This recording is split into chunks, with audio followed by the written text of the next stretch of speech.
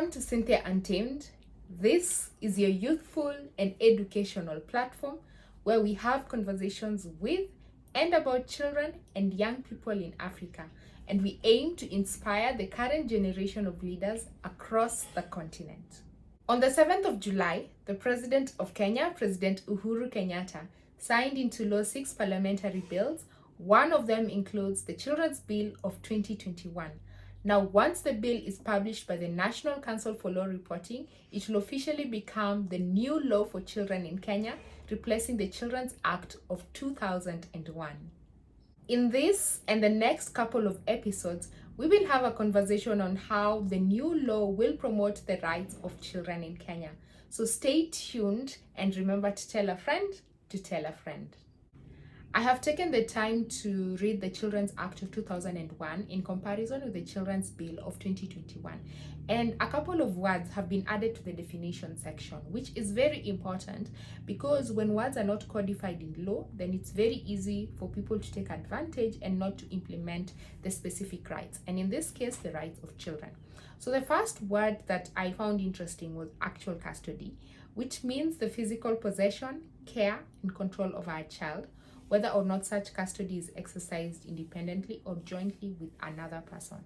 Simply put, it means we are asking, where is the child at this particular moment? When parents go to court and they're trying to file for divorce and separation, you always find that they're fighting for the custody of the children. So actual custody will be asking the question, where is the child? When you look at the days of the week, Monday to Sunday, where is this child? If the father is in Mombasa and the mother is in Nairobi, we are asking, is the child residing in Nairobi with one of the parents, or is the child in Mombasa?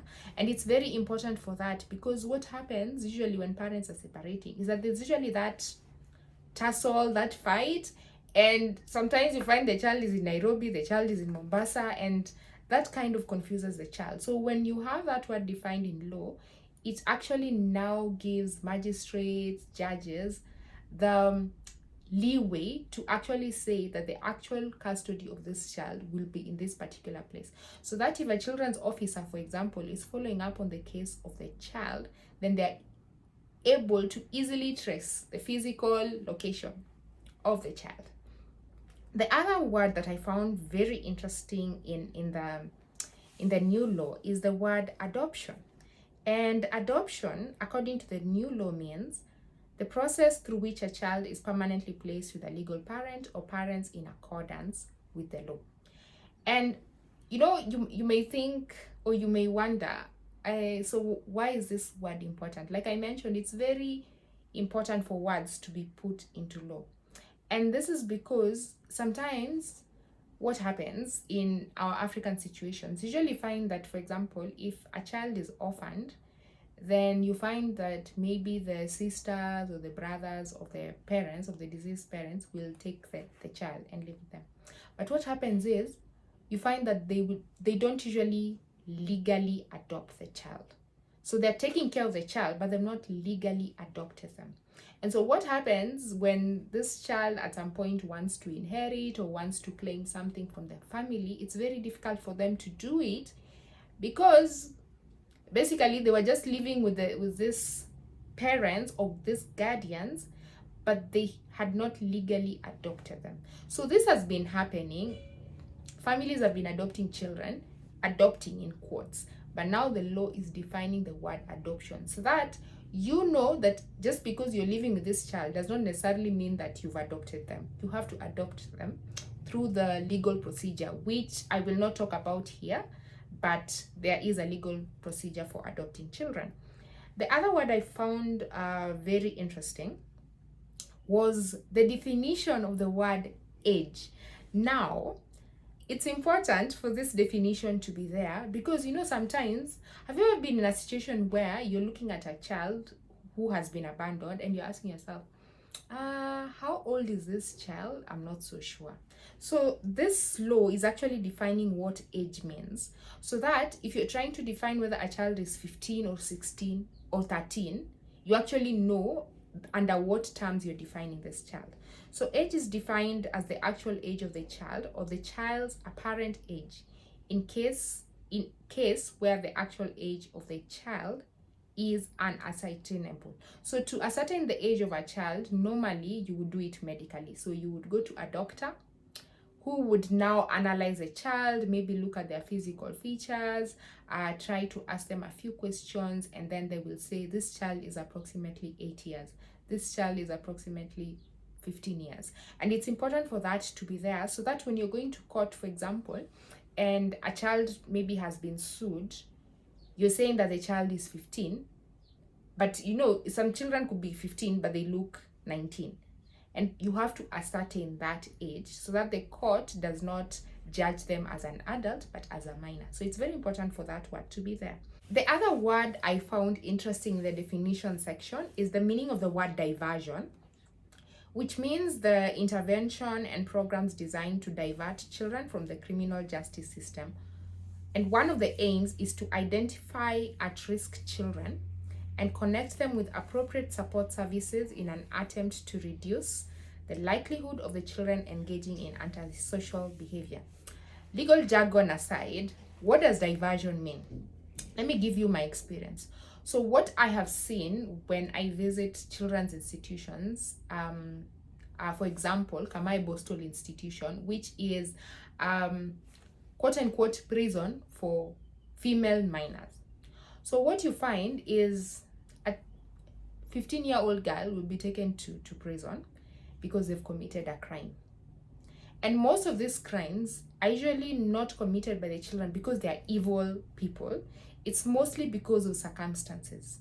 So sometimes you find a child is very hungry. Maybe this child has been abandoned by the parents, maybe they are orphans. So they are hungry. So what do? They go to a neighbor's house, they steal food, they steal money. They're just trying to find a way of surviving. And then the next thing that happens, because they have no one to protect them, they're taken to the police station and then they're jailed for theft. What happens to the life of this child is that their life suddenly stops. They cannot go to school.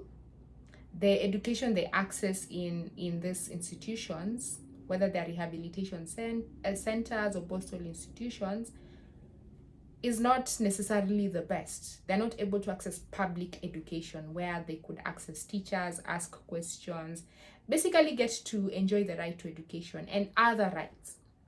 So when their life stops, once they are released from prison, you find that they go back to the cycle that took them there. Because now they were out of school, so it means they've not been able even to transition maybe to secondary school or higher education, so they can't get employed. And most of the times, again, employers don't want to hire former convicts. So basically, you have destroyed the life of this child because they were put in these institutions.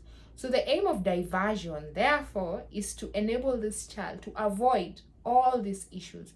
So instead of being taken to prison, for example, they could go through probation. So probation means that, for example, they get to live with their parents, but they need to report to a children's officer and say that I am of good behavior, maybe after every week, after every month. And that helps them to continue with their life. And in the process, also get to correct their behavior and empower them. So they could be taught how to start businesses so that by the time they're adults, they could survive on their own without committing crime. And that's why it's very important for that word to be there in the definition section, because like I keep emphasizing, if a word is not defined, then it's very easy for people to take advantage of others. The other word, lastly, that I found very interesting was kafaalah. I don't know if I'm saying it right, but kafaalah is a concept that I find very interesting in the Islamic faith, and the new law defines it as the taking in of a child who is deprived of parental and family care and protection by persons professing the Islamic faith and capable of looking after a child in accordance with this act. The reason why I find it interesting and very important for this word to be there is because I have had conversations with young people who possess the Islamic faith, and they keep telling me, you know, in our faith, if a child is in need of care and protection, our faith does not allow us to leave the child begging on the streets, our faith insists that we must take care of this child. And you see, this is something that has already been happening for years. And if it's something that has been happening for years, then why is it not codified?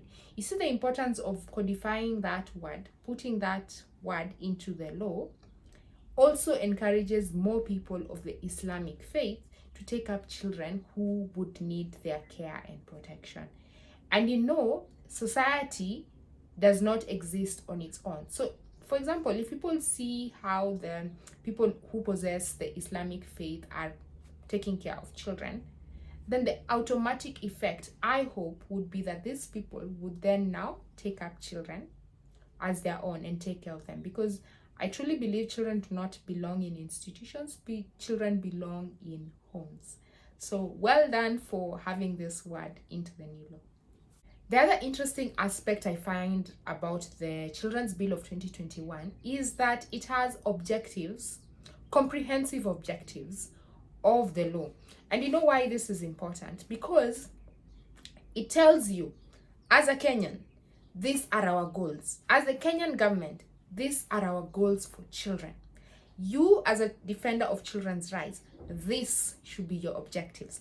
So number one, it is to promote the preservation and strengthening of families, because like I mentioned earlier, children do not belong in institutions, they belong in homes, families where they can access love, care, and protection.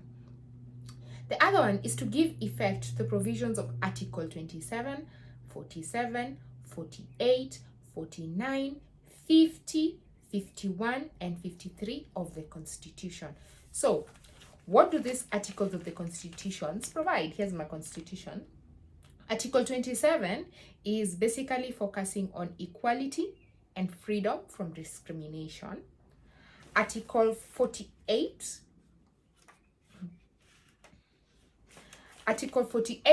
focuses on access to justice, which means that every person, including every child, has a right to access justice.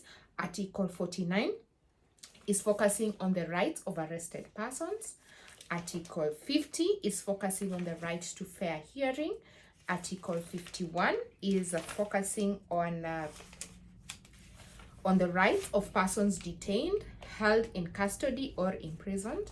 And Article 53 is focusing on the rights of children.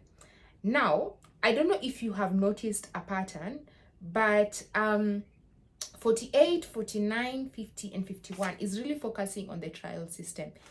Do you remember I initially talked about the word diversion? And these things are tied because a lot of children have been struggling to go through the justice system. When they have been arrested, when they find themselves in situations where their lives could be destroyed, they really don't know how to get out of it. And of course, they also don't have access to legal aid. So putting this in legislation actually protects them and enables them to fulfill their rights. One of them being diversion, like I mentioned earlier. The other one is to give effect to the state's obligations concerning the well-being of children in accordance with the general rules of international law, treaties, and conventions ratified by Kenya. Two significant international laws that Kenya has subscribed to is the African Charter on the Rights and Welfare of Children and the Convention on the Rights of the Child. If you have been a follower of Cynthia Untamed, you may remember a couple of months ago, I actually brought to light the celebrations of children in Kenya and the Convention on the Rights of the Child. I will link the two videos here so that you can have the other fun side of implementing these kinds of legislations. So that is one of the objectives. And then lastly, to promote the protection, development, and well-being of children. So it means that the other three objectives that I have mentioned, if they do not cover anything else, then this particular objectives covers that. The well-being, protection, and development of children. So think about any rights of children. It is included among these objectives. And that is it for our video today. We were focusing on the law that has been signed by the President of Kenya, President Uhuru Kenyatta, and we were focusing on the definition. Just a couple of words. The list is not exhaustive. You can actually go and look at the law, but I thought those were very interesting and I just wanted to share my thoughts with you. So have you been able to look at the new law for children? If you have, please do let me know. If you are a children's rights activist, please show up in the comment section below and tell me what you think of the new law that is going to protect children in Kenya. We are going to have a series of these videos, so make sure you stay tuned for the next one so that we can keep having a conversation on this, because I think it's very important. Otherwise, I am reading a very interesting book that I would also like to recommend to you. And this is not a promotion. This is just, what is it called? It's me sharing my book list. Basically, me sharing my book list.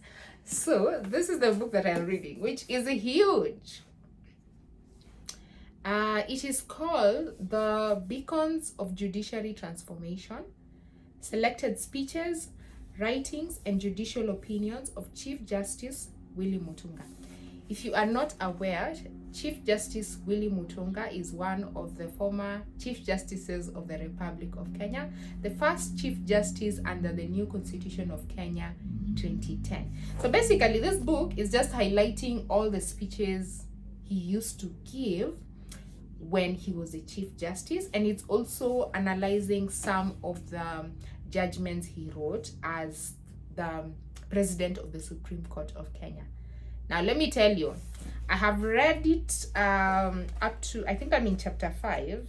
I must be in chapter 5 if I'm not wrong. But so far, the most interesting chapter in this book for me was chapter 3. Chapter 3 on gender justice. Because there are very many interesting concepts that I came across, and which includes promoting the rights of women and girls, especially, which is an area that I'm very passionate about. It gives a breakdown of some of the speeches he gave, but also gives an account of some of the injustices that he saw.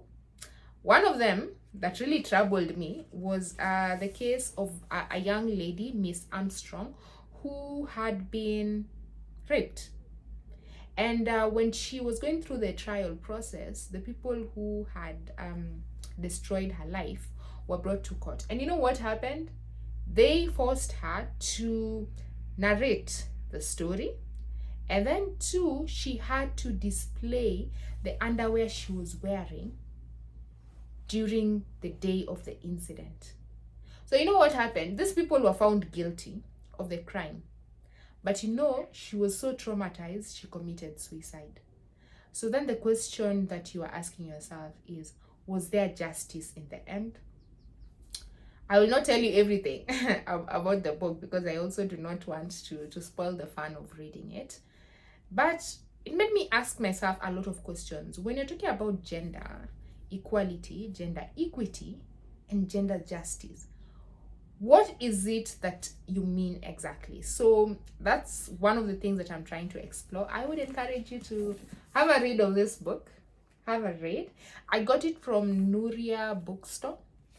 You can also get it there. It is 2,050 Kenya shillings. So you can get it and have a read, and we can have an intellectual deep dive together someday. And that is it for Cynthia Untamed today. I hope you have enjoyed the video, and I hope that you are looking forward to more content. I will see you in the next episode. Bye.